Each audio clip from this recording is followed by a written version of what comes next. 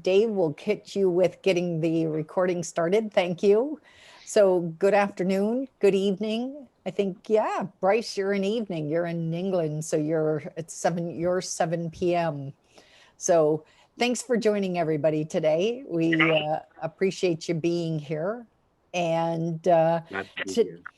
today we thought we'd open up and have a discussion about the fact that it is Black History Month, and we've got many incredible authors who we've had the privilege of working with over the years, but we decided we'd invite a couple of incredible authors. Not that all the rest aren't incredible like yourself, Bryce, but you are. Thank you.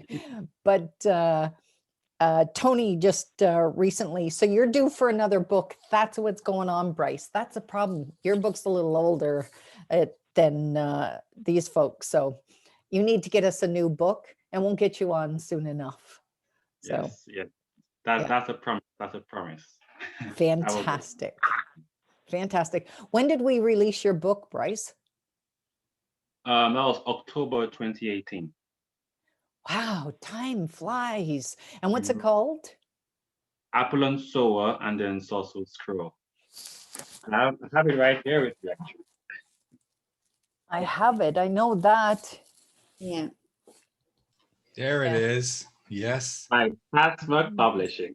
There you That's right. go. Awesome. My masterpiece. Congratulations. Well, my Yes, first masterpiece. that's your first of many.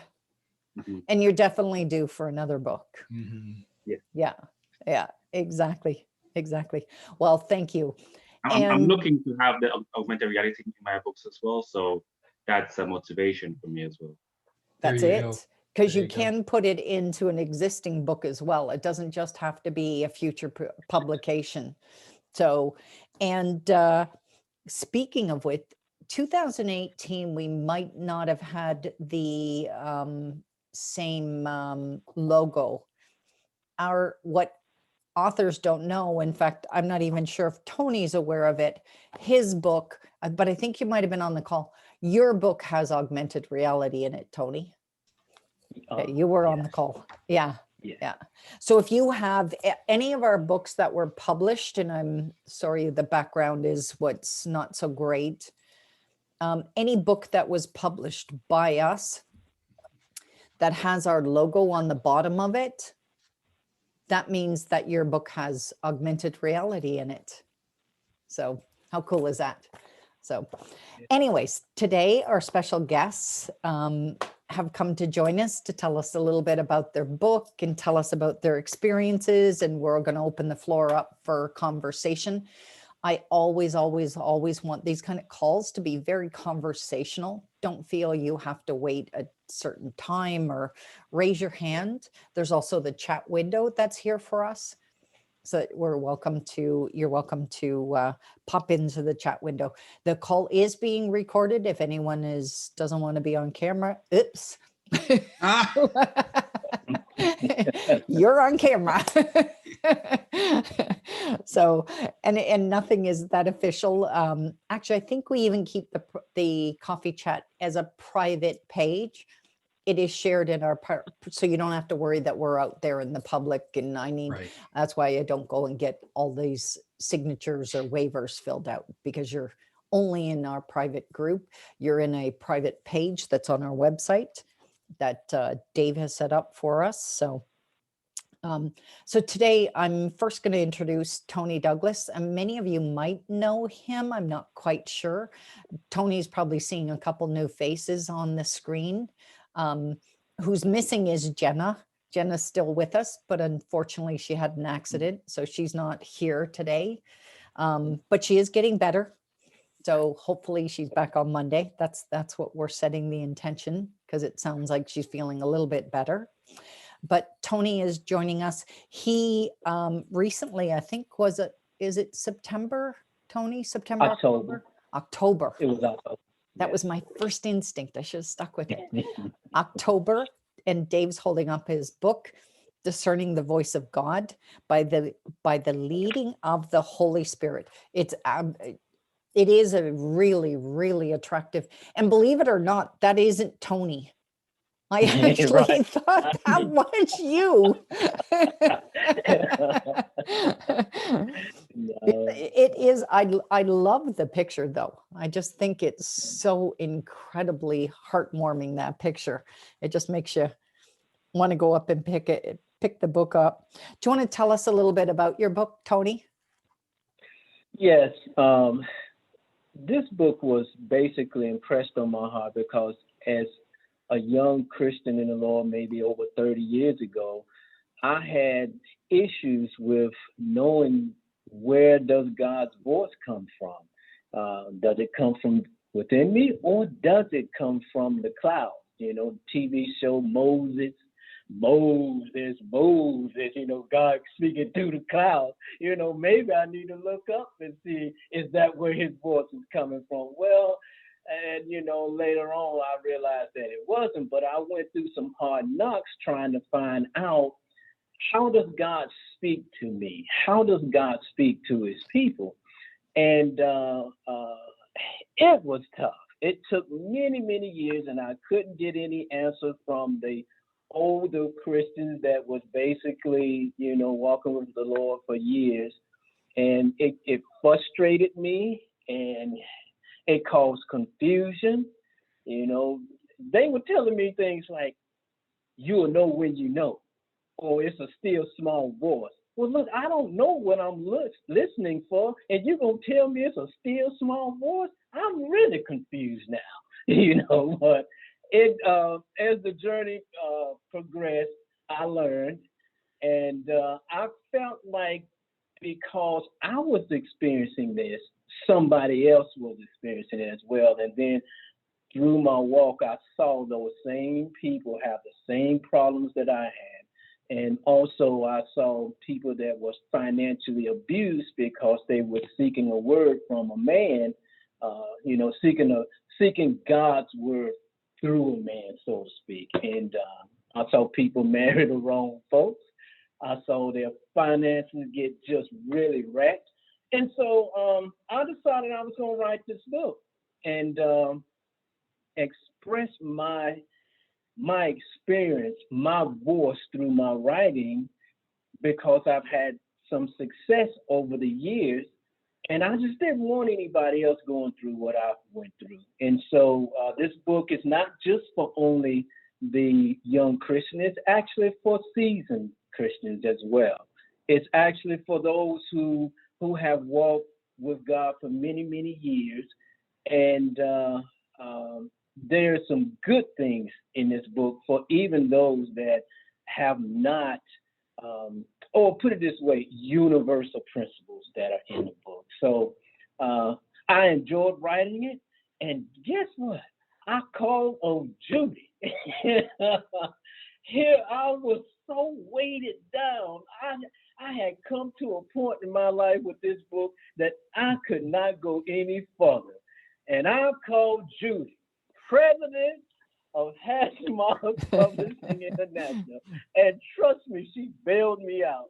She made me feel comfortable, made me feel at peace, and kept reassuring me that, hey, I got you. Don't worry, I got you. And her team was incredible.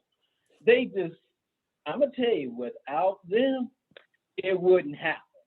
It wouldn't happen in the way it should have happened, because I don't think I would have gotten the professionalism and the politeness and the kindness and them holding me up and encouraging me along the way. So kudos to Judy and Hashmark Publishing International team. That's enough about me. Tony, this book was always in you.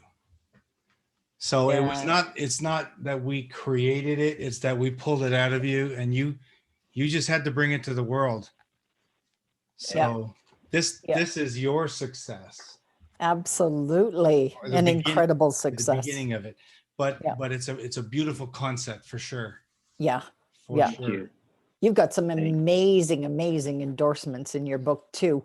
You were just talking about a couple of the chapters that you said is kind of for anybody kind of in any kind of point in their life, right? So Yes. where would you say would be good for us? Where would you want to lead us to in reading what would be, if I could only pick one chapter, what would it be? Chapter 16. The inner That's knowing. where, yeah, that's basically where you really learn how to be led by God's voice. What are the ingredients? What's the process? That's the heart of the book, the last chapter. That's why I left it for last instead of putting it in the middle, because I wanted my readers to follow along with me and get the goodies right at the end. And so it takes them through that journey from chapter 1 to chapter 15. And again, if I said, hey, Judy, what chapter? I want you to read chapter 16. This is the best chapter in the book. Don't read nothing else. Just read chapter 16. That would be the one. That's it. That's it. Yeah. Absolutely. Did you find through your journey, or have you, I mean, I'm probably not the right person to ask, but at any time through your author journey, do you think it mattered that you're Black, and that affected any part of your journey, that people judged you or responded, or? No, it never crossed my mind. No, mine either. I actually just wrote the book for all people. It didn't cross my mind whether, okay, people are not going to receive this book because I'm a Black author at all. You know, Yep. I just wrote it for everybody. And so the thought never crossed my mind. I Never. would certainly hope not. Yeah. It's funny because I think that sometimes, and that's part of the reason we wanted to get together today, is sometimes I'm shocked when I hear the things going on in the world Yeah. today. And I think if ever we need to continue to keep on doing things and highlighting that there is discrimination, that there is things that go on. I never felt it for a second. I don't remember thinking whether you were Black, white, yellow, green, whatever you might have been, it was your message. And I do remember our first call and how excited you were. And I think even your email to me was something about, I need help, or something like that. It's like, Yes. okay, I need to be there for you. So, and I used to love looking at getting on the calls, and this big, huge, white, great big grin would be looking back at us. And it was like, I always look forward to our call and the laugh. You're such a great speaker and inspiration to everybody. Your book became a bestseller though, too. Yes, it did. Yeah. Thanks to your team. Thanks to you and your team. They made it happen. Yeah. They made it happen. That's fantastic. And then you also, one of the most fun things I remember is you and Wanda getting ready for your live event. Yes. That was Yes. pretty incredible. You guys had a great celebration of your book coming out. Yes, we did. It was such a joy. The people came out. Of course, we had them in masks. We didn't play that you coming in there with no mask on. We had probably over 100 plus people in there, and they knew the rules, and they came in. We had a great time. It was full of energy, and I came out on the Rocket song. I did, because of course I'm a former boxer, so I came out on the Rocket song. I was clean. I had on my gold jacket and blue pants because that's my colors of the book, right? That's it. And so everybody was just standing up and clapping and so excited, and it was just great. It was a great time with friends and family, and all of the cheers and applause. I tell you what, I was tired. I really was tired. I was so exhausted. Only at the end, not in the beginning. The excitement kept me, hyper and energized, and the people were giving me the energy. But toward the end, when it was time to go, I was exhausted. I was so tired. But it was well worth the run. It was well worth meeting you, Judy, and your team. it was well worth all the hard work that I put into the book and the many, many nights I stayed up late and pressed my way through. Oh my goodness. Yeah, because There was some tough we days. just keep a gentle push. Although, actually, now that I think about it, though, we did end up with your book was one of the most memorable books affected by COVID. Because Yes, the okay. original date was June, right? Yes, correct. June 23rd. Yes. And then And we we ended were, up with changing it because of the fact that we didn't think we'd get you author copies in time because you were Yeah. doing the online release at the same time as your physical party. correct. And that's That is why correct. we thought, because of course the COVID, everybody went down in April pretty much. I think, of course, we all began in March, but by April, we all went down. And I remember Amazon was having all kinds of trouble getting books shipped, even now today. I mean, we're here 11 months later, still Yeah. still having issues, but it and everything happens for a reason. You even were great in nature. You didn't respond at all, being upset and you know that kind of thing. So we're so honored. We really truly are honored, Tony, to be your publisher and to have you here joining us today. You're welcome to join us anytime. Yeah. I want to keep it going. I'm gonna switch over to Roslyn. Then we're gonna open up the floor for everybody to chat and ask questions and get to know each other. But Perfect. Roslyn's another one of our incredible. Thank you, Tony, by the way. You're welcome. Thank you. And Roslyn's another one of our incredible authors. She's a newer author to us. She's releasing, I believe Jen mentioned March 30th is your release date. And I love your title of your book, The Power of One. Beautiful, beautiful title, Roslyn. You got to tell us a little more about yourself. Yeah, well, hi everyone. Good morning, good afternoon, good evening. I know people will be watching this at all different times. I am so humbled to be here. So thank you, Judy, for the invitation. And it's so great to be with a tribe of authors. I have to say that first off, because I feel like we kind of sit in our own spaces writing. So it's so nice to be around those that love words the way that I do. So I live in South Florida, which is probably warmer than most places of where each of you are sitting. And I have been just really addicted to words ever since I was a little girl. I remember that my mom would sign my sister and I up, who was actually on the call. That's the Renee Scott. That's my identical twin sister. But she would sign us up for oratorical contests. And a lot of times that would happen during Black History Month.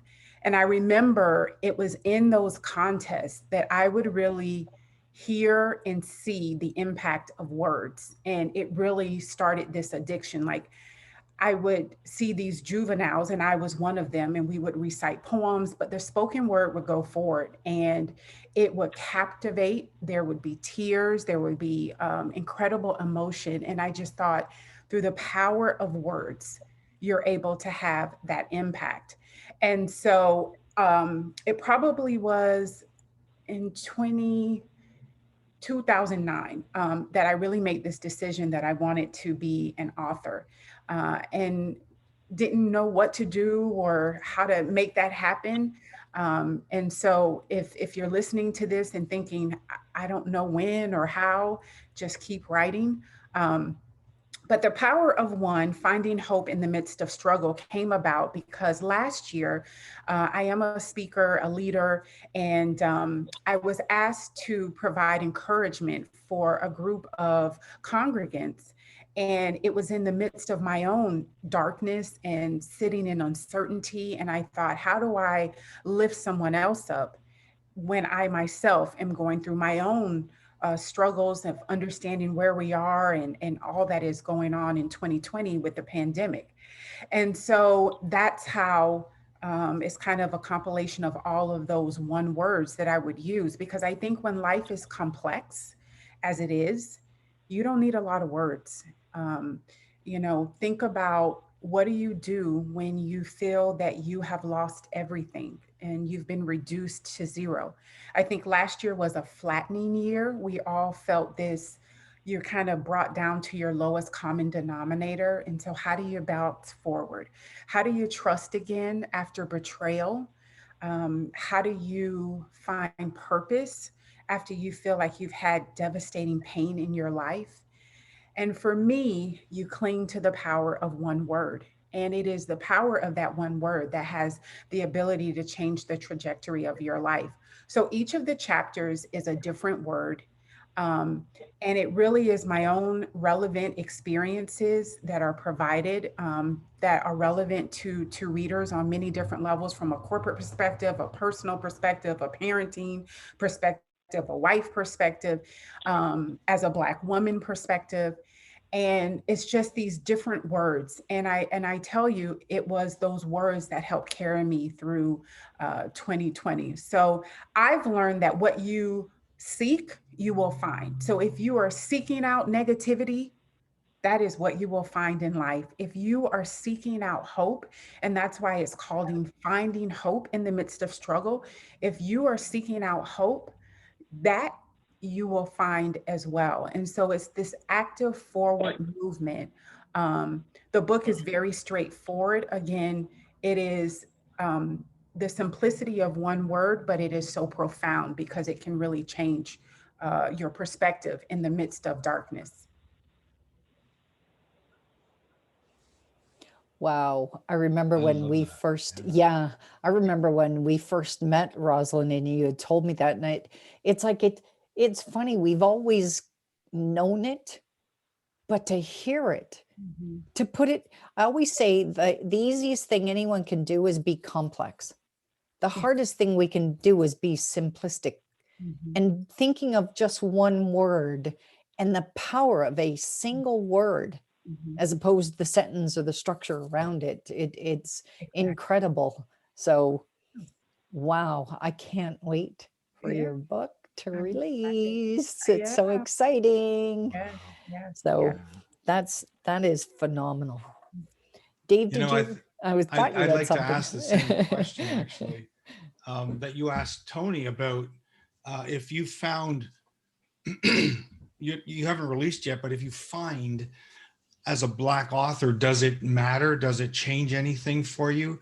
Is there an effect, or is it pretty much authoring is authoring? Because you talked about everything else that you did as an author, but keep writing, keep finding the inspiration, keep moving forward. Mhm. Um, is there any effect? Or No, I mean, as an author, no, because I think the safe space of being an author is that you can share your story. Stories are so important, and yes, there's always the hope that someone will connect with that story. Have I experienced uh, just people's prejudgments and absolutely, like, I think one of the things that I've always heard people say is like, Roslyn, you're so eloquent in your speech. And for some, they might think that that is such a high compliment. But the way I interpret it is, what was the expectation that you had for me when you met me? oh, that's So interesting. I think sometimes that might be the way, Wow. Dave. Yeah, that might be the way that, it's all about perception of the person that is receiving the message. Right. But at this stage of the journey, as far as being an author, it has not been an impact. I So, want to be seen as an author, not necessarily just a Black so author. those Yeah. spoken words are, those spoken words are now written words. And you Mhm. think people might say the same kind of thing about your writing? Oh, you're so well written. Um, they probably, And what was the well, expectation? That's why I wrote a book, because I can write. yes, exactly. Um, this book was really written for someone who is experiencing loss, right? And so, someone who's been disoriented by loss. And what I mean by that, just not your normal annoyances. It could Mhm. be the loss of a child, it could be the loss of a spouse, it could be um, the loss of a routine, a devastating loss. And so I think that person is much more vulnerable. So they might just be like, oh my goodness, this is just what I needed to hear, versus like, wow, I didn't expect that from this book, so. You talk a lot about the storytellers, the spoken word. Mhm. And I think historically, we have developed as humans through storytelling. That's partly what separates us, because we're not just teaching kids, we're not just teaching our young, we're storytelling as entertainment, as learning, as survival techniques. And so I've always noticed that the authors, the storytellers of the world, are the ones that get the recognition, right? And so it's interesting that you say these other things about the spoken word, because it is what resonates with many people. When you say the right message, the better you tell your story, the better you're going to be recognized, or heard might be the better word. The better you're going to be heard. Absolutely. I think when you tell stories, it evokes all type of emotions in people. They can relate to you on a different level.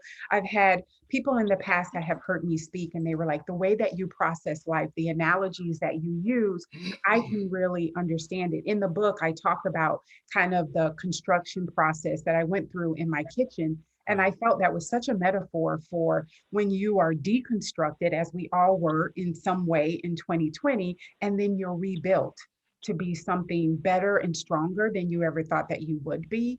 And that takes courage, right? The fear is still there, the obstacle is still there, but it is through the sharing that story, someone can feel, oh my goodness, I can have courage in this moment. I can take one step forward, even if I'm weeping forward. I get the opportunity to move forward. So I remember as a young girl, as I was kind of preparing on what I wanted to say, I remember my grandmother, and I really channeled the energy of my grandmother, my maternal grandmother, last year. She raised 13 children in the midst of a very segregated South. Wow. And one thing I remember, I am the youngest of like 40 plus grandchildren. My mom is the youngest of 13. And one thing that I remember is that when my aunts and my uncles would get together, it would just be sharing stories. So it was just like that, coupled with being in these oratorical contests, they would just sit for hours and share stories, some of them incredibly hard stories. I remember a story about, that my aunts and uncles would share when my uncle was falsely accused of something, and they were at the farm, my grandparents' farm, to come and lynch him. It was this mob of people. And I just remember these stories being so vivid. It was it brought us together. And every time there was a family gathering, it was these stories that would be passed down to all of the different generations. Yes. And that's what holds us together as this collective experiences. We don't want to lose our stories. I think that's why I'm so fascinated with museum curators, because they intentionally go out and seek preserving history. And I think we do that through our books, right? Yes. Yeah. Yes. I Absolutely. was watching Tony while you were talking, Yeah. because Tony's an incredible storyteller. He is such a gift. We've had Tony, we've told him several times, we've had him on interviews and stuff because he is so good at it. I have no doubt. I saw him while you were talking and he's like, yes. Yeah. You can relate. I'm sure you have lots of family stories as well, right, Tony? Absolutely. That is one of the traditions for Black families. I was raised in the 60s. So back then in this country, it was rough. It was rough. And all you had to hold on to when we had family reunions, or when you come to grandpa or grandma's house, was the stories that they told. It helped strengthen you. It helped the bond of the family become even more closer and tighter. It was very educational as well. There in these stories, you also get certain expectations put on you as a young Black child. You got to be 10 times better. Yeah. That was always the thing. You can't show no hurt. You got to press through your emotions. So when I was writing my book, I was able to lean back on those things. I was able to remember what I was told, that no matter how tough emotionally and mentally writing this book was to me, I had to press through it. Because guess what? From a Black man's perspective, I had a weight on my shoulders, and I had to make sure that I finished. One thing that the families always talk about is finish what you start. Don't you quit. Don't you give up. Even if you get knocked down, you better get back up and you better go finish the race. Oh, don't come back here with your head tucked between your tail. You better finish the race. And you got to be tough. And you can't show, for Black men, you can't show no emotion. You got to just, you got to just press forward. And it's hard. It's very hard. Do you think that's Particularly when- changing? Okay, you talked about the 60s. Do you think that's changing now? No, a Black man still can't show no emotion. He still Really? can't. There's just a slightness, but he only shows his real emotion to his own tribe, his own community, his own people. He can talk to them because they can understand. The Caucasian man or woman can't understand what that Black man is feeling, but the Black man, the Black woman can, because there is a camaraderie, there is a unit there. They feel what you feel, and they know how to heal you.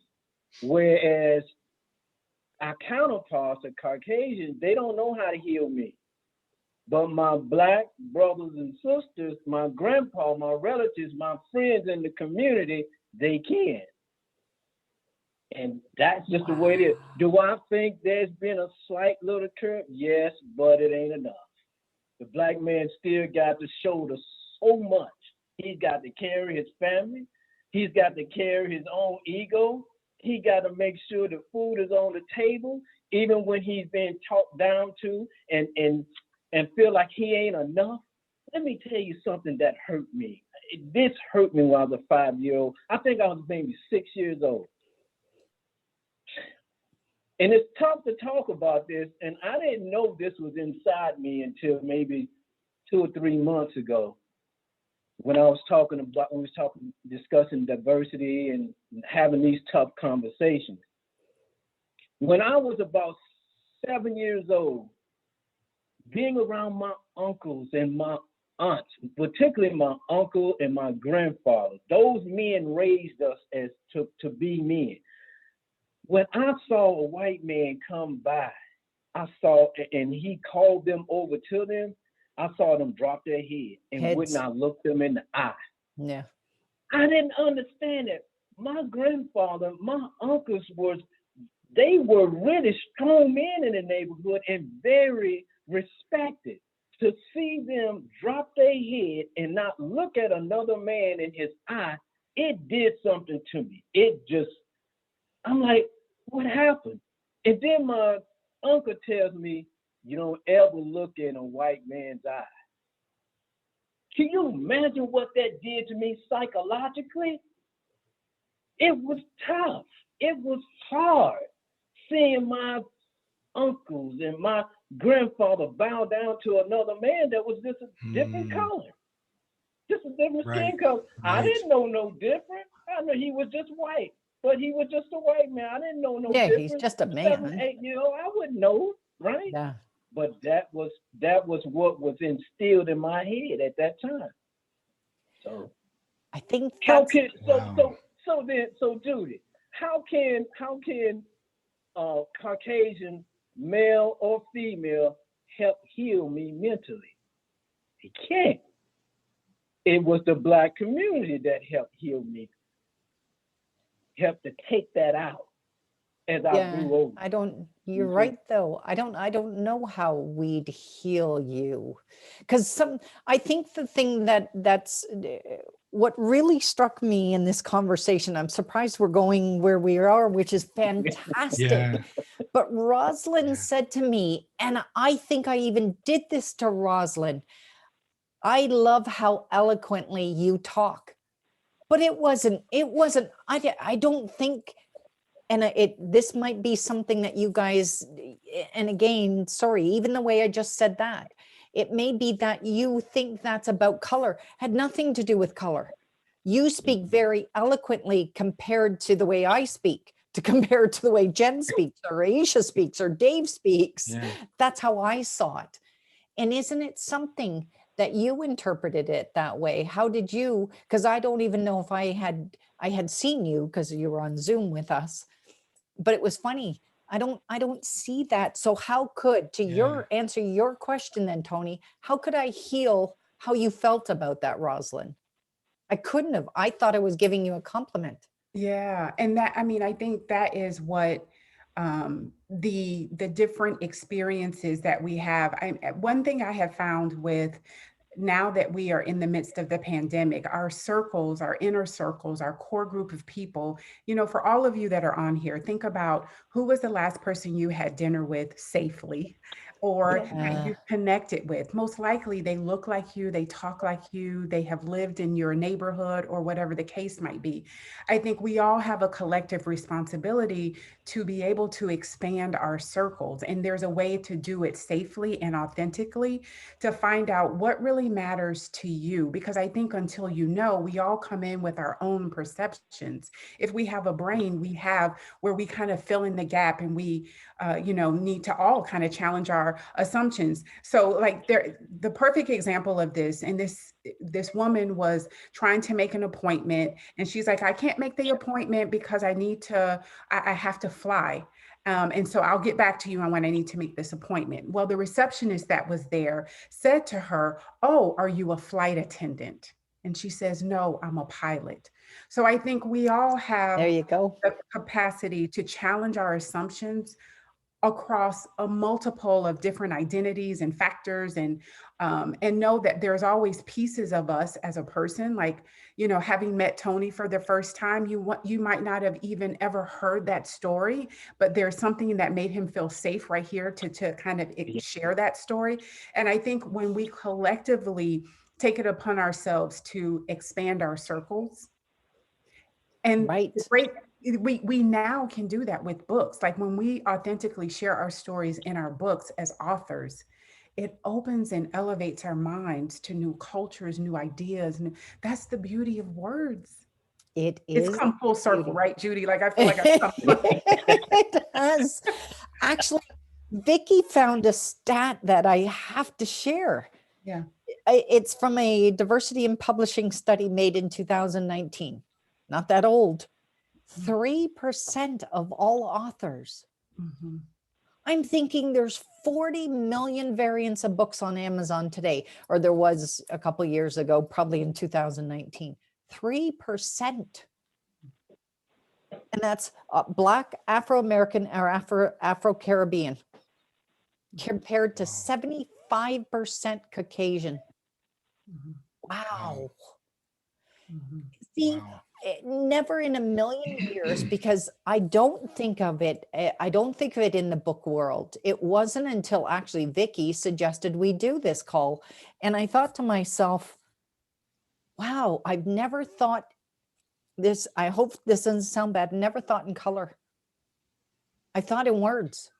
I thought Yeah. of books. I didn't think of whether your skin is black, green, purple, whatever color you may be. I just thought of books. So to see those stats, I was like, whoa. But then I bet you, even looking at our stats. So just Yeah. what you were just pointing out, Roslyn, we need to open our circle, like give thought to it, because I don't know what I can do to heal, but I might do just a tiny little bit of inclusion might begin the healing, because that's what I think has happened in the last year.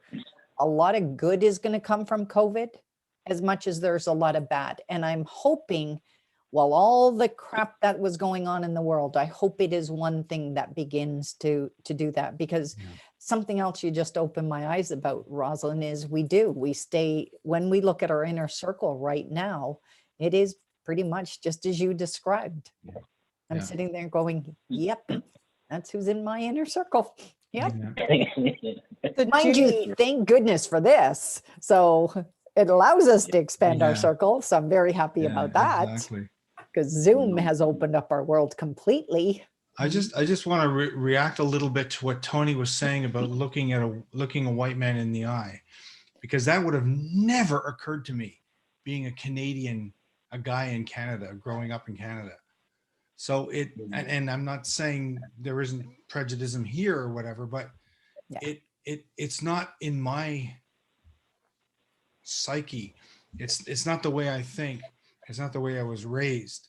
And so it's interesting. I mean, it's a sad story to have to hear. And I'm sorry that was even a part of your childhood. But, and I also wonder if Bryce has anything to say about that sort of thing, or anything. He's probably got a story to share with us in too. his author journey as well. Yeah, I was raised in Cameroon. So there aren't a lot of white people growing up. So all the information we had was from TV, movies, documentaries, and also history in school, where we learned about the colonization, how like the Europeans came and colonized Africa. So I think growing up, we just had the idea or the mentality that we have to work twice as hard to do what the white people or the Caucasians can do. So very young, it was instilled in us that we have to work extra hard. We have to work twice as hard as the average white person or European or American. So maybe that's one of the reasons why I want to be an author, because all the books I read were written by white authors. I didn't really read a lot of books. There were very few books by black authors. So it was more of like a mental struggle, intellectual.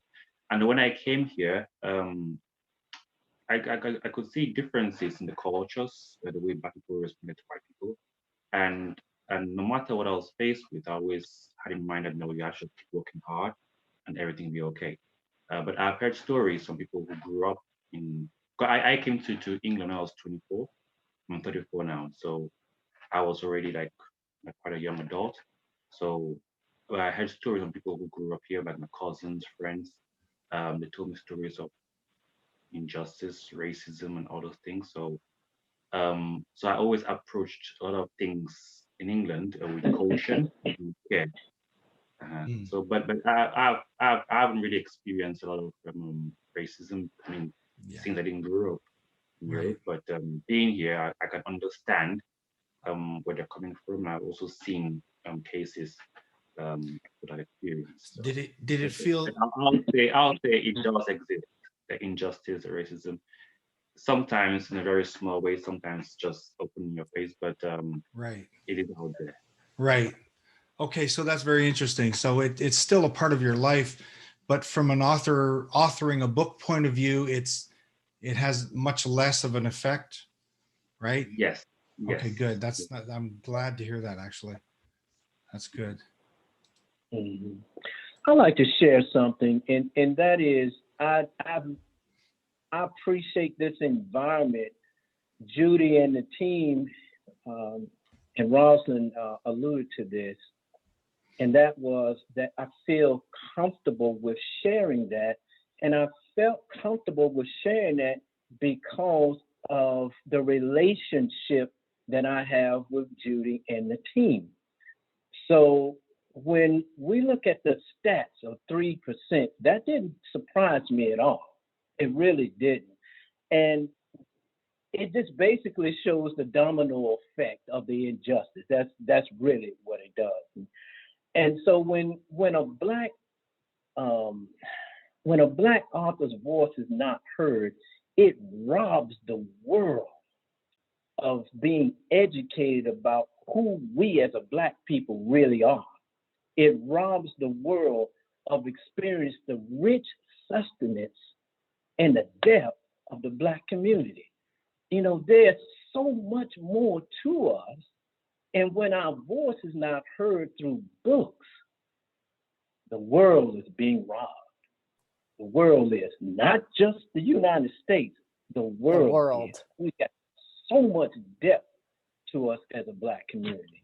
And a lot of people are not hearing it. A lot of people are not being educated about who we are. The media is educating people about who we are. And that's not always, that's not the truth of the true essence of who Black people are. It's not. It's just not. I just wanted to share that. The power of one.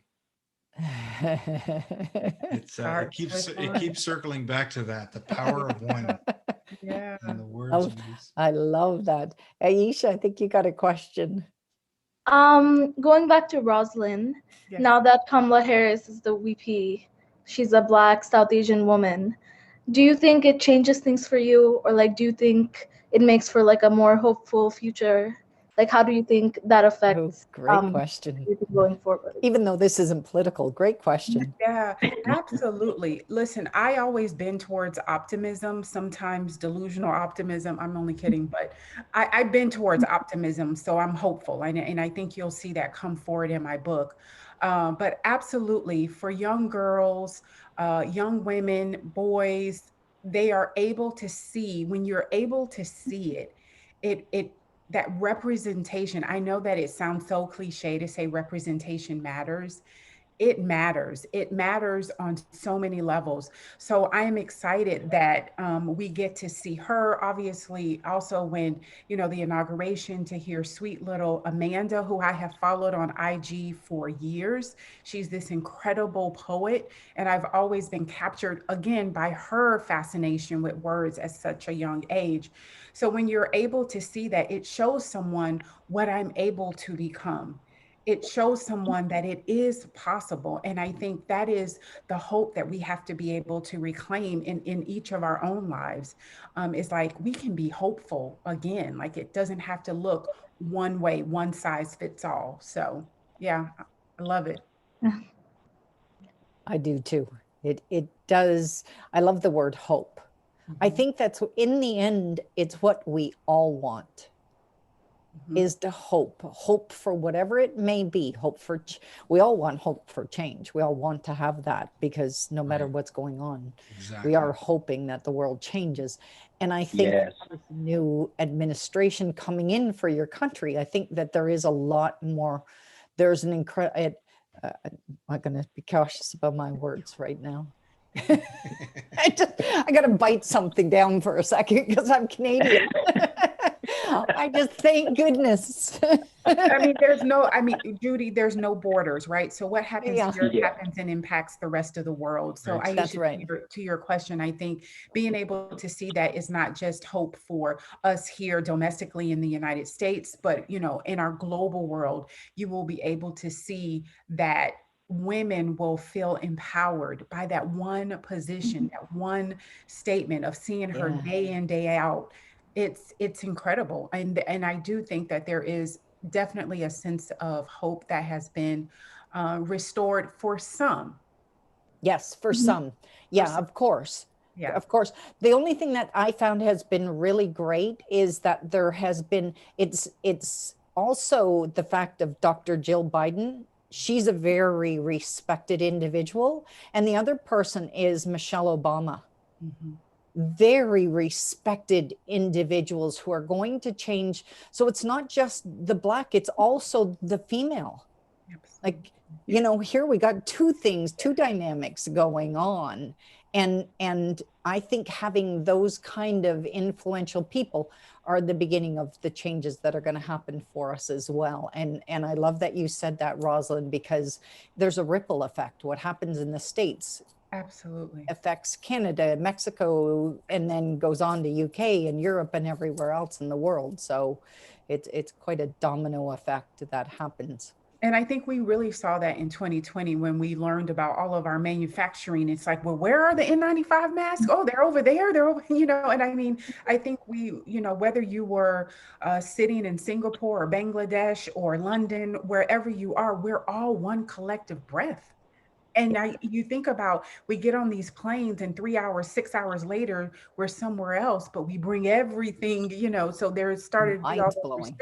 and I'm like, wow, we are so much more. There are no borders. I really, I feel that, what I've learned for me, there really aren't any borders. What I was concerned about, other mothers and women were concerned about in other countries and cultures as well. So. Yeah, true. I Judy, wish. am I able to ask a question? I'm sorry. This is Roslyn's sister. Oh, absolutely. Hello, Renee. I Thank was you for hoping you'd pipe in. joining us. Yes. Please yes. do. I'm happy to be here. I had a quick question because I would agree that the stat you gave was pretty alarming as it pertains to African American authors. And so does that change you or Dave? Does that change how you go about recruiting African American or minority authors? You could not have asked, I don't think, a better question today, because I honestly didn't expect today's call to actually impact where I'm going to go, but it does. Yes. To be perfectly honest, the change I want is to have that become, because just what Tony was saying about everybody needs to be heard. And unfortunately, the Black voices aren't being heard. I'm sitting there going, I'm Caucasian, but guess what? My background's Italian and English, Scottish. Well, I get to be heard. I don't have a problem getting out there. I'm part of the 75%. So how come you're in 3? Like, I don't get that. So I'm sitting there going, yeah, I think this was a real, I'm got to tell you, I'm pleasantly surprised by how this has impacted me today. So thank you for the question. Yeah. Absolutely, yes. And Thank you for answering. You're passionate about voices to be heard with your, yeah, absolutely. I love that because, again, representation matters. If it's someone who is disabled or like all representation matters. Yeah. Yes, exactly. I think also Sharon had a question. I don't know if you can open your line, Sharon.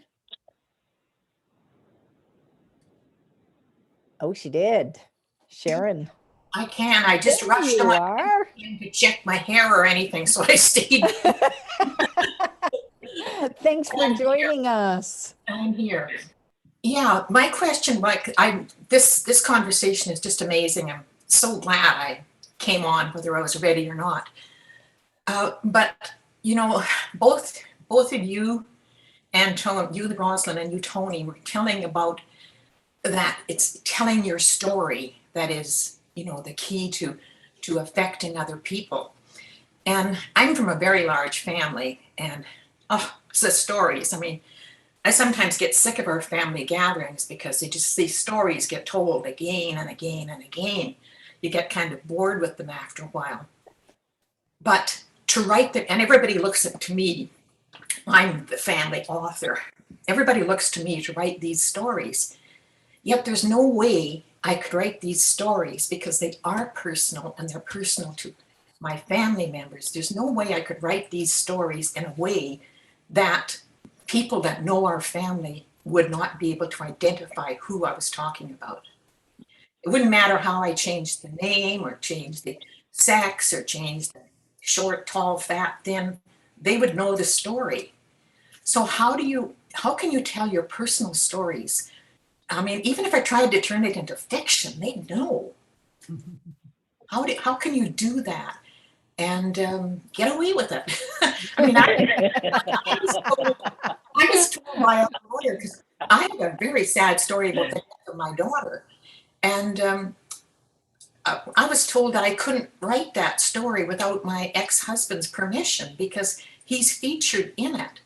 Well, there's no point in telling the story unless I tell the whole story. And so I haven't written it. I haven't written any family stories. I don't know how to do it and be legal.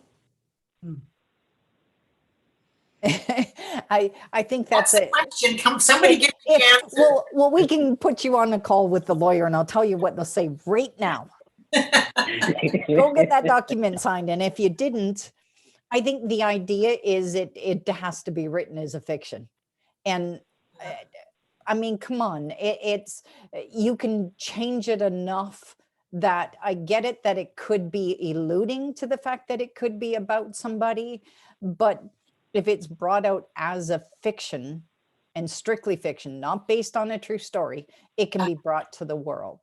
Yeah. So, you know, in our case today, we were talking about inside stories inside the family, but bringing them out to the world, that's a whole other game. But I still think that's where everything that's out in the world today comes from something. It's somebody's interpretation of another story from somebody else. If you listen to Bob Proctor talk, Bob Proctor takes Neville Goddard and a few others and he interprets it. To interpret it differently than the truth, just make it different so that, and put it out as fiction. You know, I just wouldn't tell anyone it's your story. I would make it be a story. Fiction, and it's not my story. Well, is that what Roslyn and Tony? How do you tell your personal stories? I mean, it's nobody's an island. So when you tell a story, your family or your group is part of it. So how do you get around that? How do you tell it without spilling the beans? Well, I don't tell it about them. I tell it about me. There you go. That's the difference. I tell my story. I don't tell their story, so to speak. Wow, how can I say it? Because that's a good question. I pretty much put my business out there more so than theirs. Now, when I was relating to what happened to me, three of those people are dead right now, so they're not gonna have a problem. Other than to haunt you. And they wouldn't know who it was anyway. But in your case, they would. So I don't know. I usually stick to my personal story versus including my family. That way I don't get in trouble with them.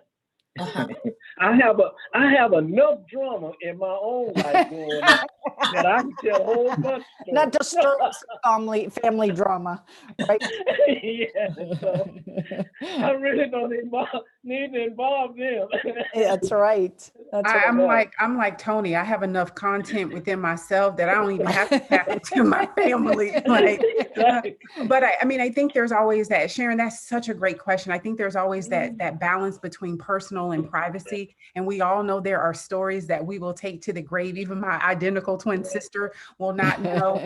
But I remember one time I saw the impact of my words. I had written a blog that says, I'm raising America's most hated. And this was right after a shooting of a young Black teenager in the US.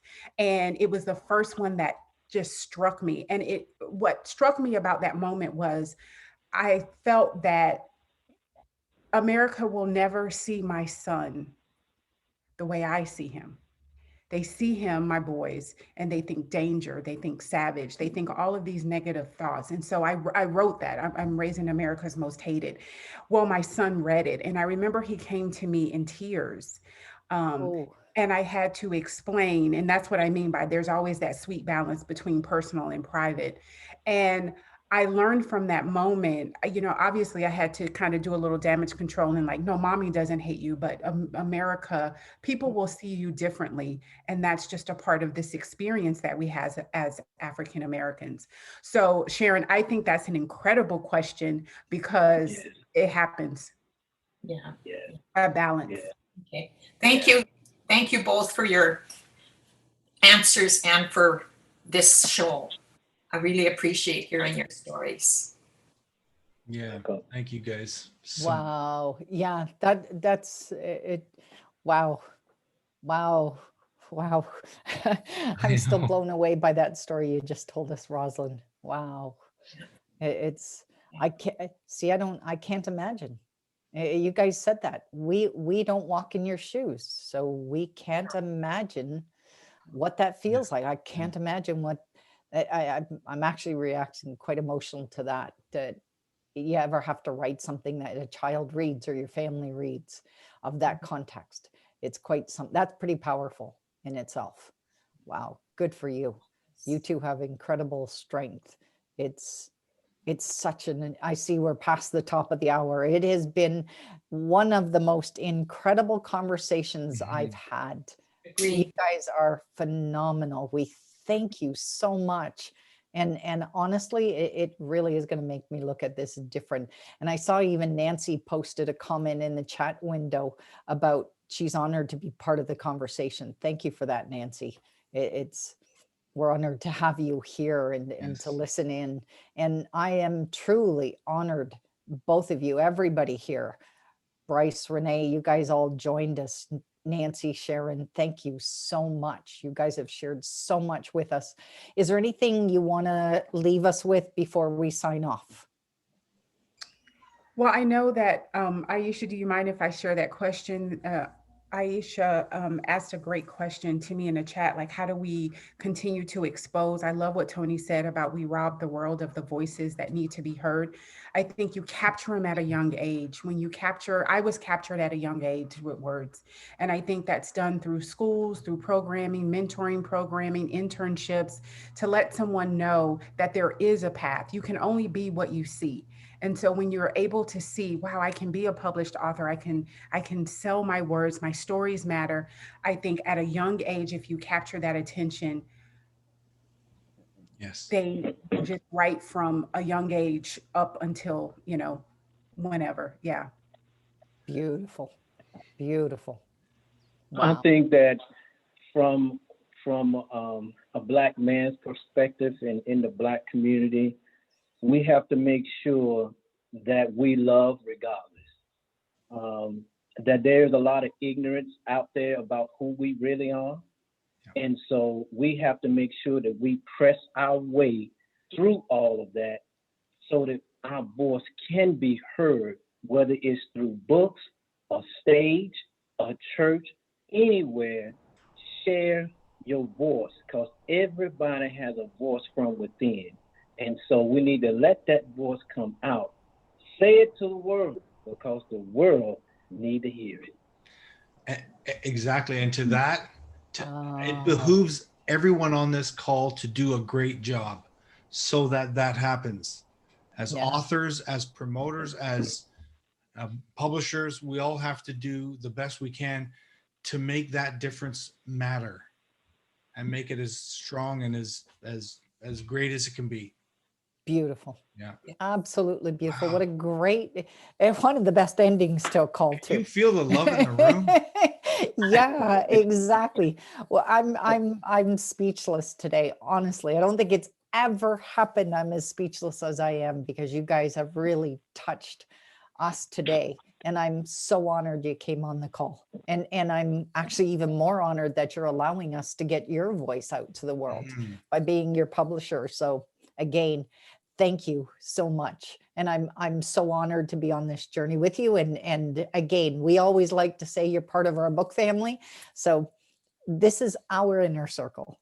So thank you guys. Okay. Thank you. Okay. Thank you. Enjoy your day. Thanks again, everyone. Bye-bye. Take care. Be well. Bye now. Bye. Bye.